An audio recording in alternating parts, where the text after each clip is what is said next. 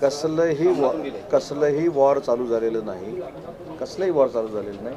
अजिबात सामनावाल्यांना आमची चिंता करण्याची आवश्यकता नाही. चिंता त्यांनी स्वतःच्या पक्षाची केली पाहिजे.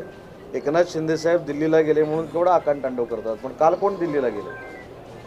काल जेवणासाठी, मेजवानीसाठी, पंचपक्वान्न राहुल गांधींचं खाण्यासाठी कोण गेलेलं आहे दिल्लीला? माननीय एकनाथ शिंदेसाहेब दिल्लीला जातं ते लपून छपून काही जात नाही. तुमच्याच माध्यमातून एकदा आम्ही सगळ्यांनी बघितलेलं आहे की सरकारमध्ये युबीटीचे पक्षप्रमुख असताना त्यांनी दिल्लीला जाऊन अशोक चव्हाण साहेब असतील, अजितदादा असतील, त्यांच्यासमवेत पंतप्रधान मोदी साहेबांची भेट घेतली. 1 तास भेट घेतली. त्यातली 15 मिनटं सार्वजनिक भेट होती आणि पाऊण तास ही एंटी चेंबरची भेट होती. त्याच्यामुळं अशा भेटी घेणाऱ्यांनी एकनाथ शिंदे साहेबांवर टीका करण्याची आवश्यकता नाही आणि त्यांचा विचार करण्याची देखील आम्हाला आवश्यकता नाही. पण ज्या राहुल गांधींनी स्वातंत्र्यवीर सावरकरांचा महाराष्ट्रामध्ये येऊन हीन दर्जा लेखून अपमान केला, अशा राहुल गांधींच्या मांडीला मांडी बसून मांडी लावून जेवण करणारे महाराष्ट्राचा उद्धार करू शकत नाहीत.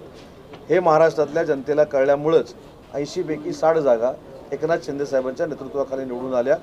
आणि एकनाथ शिंदेसाहेब नरेंद्र मोदी साहेबांना का भेटले, अमित शहा साहेबांना का भेटले, हे त्यांनी जाहीर पत्रकार परिषद घेऊन सांगितलेलं आहे.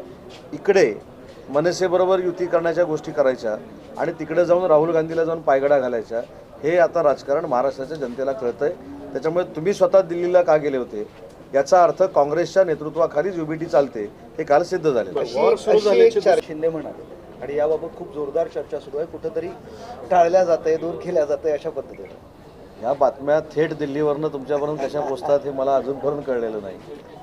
शिंदे साहेबांनी याबाबतची प्रेस कॉन्फरन्स दिल्लीमध्ये घेऊन खासदार श्रीकांत शिंदे साहेबांच्या निवासस्थानी याचे सगळे खुलासे केलेले आहेत. पण आता खुलासे करून देखील तुम्हाला महायुतीच्या तंट्यासाठीच साहेब गेले होते असं जर सांगायचं असेल, असं जर लिहायचं असेल तर तो एक लोकशाहीतला भाग आहे. तुम्ही कसा काय नाकारू शकतो?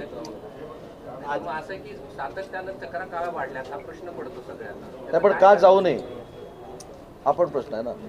का जाऊ नये?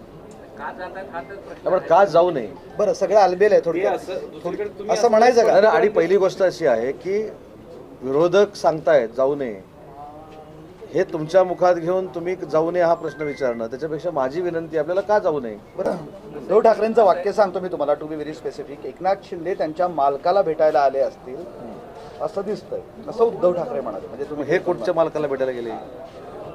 कसं आहे, बोललं तर फार आहे. साध्या प्रश्नाचं उत्तर आजपर्यंत महाराष्ट्राच्या जनतेला मिळालं नाही.